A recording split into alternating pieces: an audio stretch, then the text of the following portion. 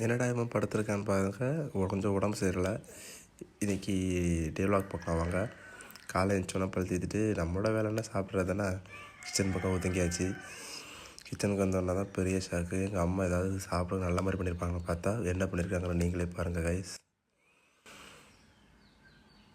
Beans பண்ணியிருக்காங்க guys. இருந்தாலும் பரவாயில்ல, நம்ம பீன்ஸும் சாப்பிடுவோம். கேப்பில் எங்கள் அம்மாட்ட போய் ப்ரோட்டீன் கேட்டதுக்கு செருப்பால் அடிப்பேன்னு சொல்லி வரட்டு விட்டாங்க. சரி ஓகேடான்னு சொல்லிட்டு வந்துட்டேன். சாப்பிட்டு முடிச்ச கையோட போய் குளிச்சாச்சு. குளிச்சுட்டு வந்த உடனே அவுட் செக் வீடியோ போடலான்னு பார்த்தா நம்ம டீச்சரோட போராடிட்டு இருந்த தருணத்தை தான் நோட் பண்ண வேண்டியதாக இருந்துச்சு. அதனால் அந்த மாதிரி வீடியோ எதுவும் போடல.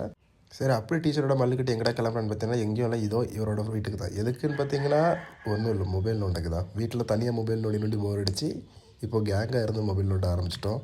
அப்புறம் அங்கே இருக்கும்போது எனக்கு பசிக்க ஆரம்பிச்சினால ஒரு 1/2 கிலோ சிக்கனை வாங்கிட்டு வீட்டுக்கு கிளம்பிட்டோம். அதுக்கப்புறம் மசாலாலாம் போட்டு ஊற வச்சு அப்புறம் நம்ம சமைக்கும் திறனெல்லாம் வச்சு நம்மளோட சமையலை மத்தியான சமையலை ரெடி பண்ணிட்டோம் கைஸ். இதை பாருங்கள். அப்புறம் சாப்பிட்டு முடிச்சு திரும்ப நம்ம நம்மளோட வீட்டுக்கு இலவச இப்போ விளையாட வந்துட்டோம்.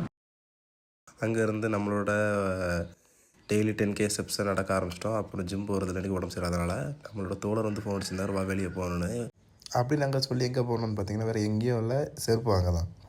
இதோ இவனுக்கு செருப்பாக கூட போகிறதுக்காக நமக்கு ஒரு யோகட் வாங்கி தந்தான். யோகட் குடிச்சிட்டு வீட்டுக்கு வந்து நம்மளை கடைசி விளையாட பாலை குடிச்சிட்டு ஆஃபீஸ் கிளம்பிட்டோம். நம்ம ஒரு விண்வெளில் நைட் ஆப்ரேட்டராக தான் ஒர்க் பண்ணிகிட்ருக்கோம்.